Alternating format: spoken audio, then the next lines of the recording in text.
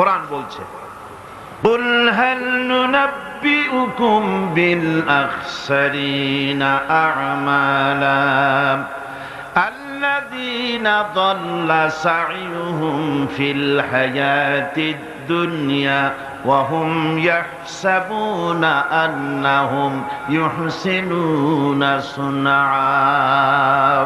আমি কি তোমাদেরকে বলবো না যে কোন আমল তোমাদেরকে ক্ষতিগ্রস্ত করবে?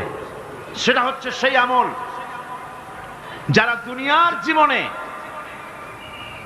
দুনিয়ায় উন্নতি করার জন্য কাজ করে, তাদের সমস্ত জদ্দোজাহাদ, তাদের চেষ্টা প্রচেষ্টা দুনিয়ায় টিকে থাকার জন্য তারা করে থাকে। যে কাজগুলি আল্লাহ পাকের খুশনুদি হাসিলের জন্য, আল্লাহ পাককে খুশি করার জন্য করা হয় না, সেই কাজগুলি মানুষের সমস্ত প্রচেষ্টাকে, তার চেষ্টাকে, তার সমস্ত আমলগুলিকে বিনষ্ট করে দেবে। এগুলি কিয়ামতের দিন কোনো ফায়দা হবে না।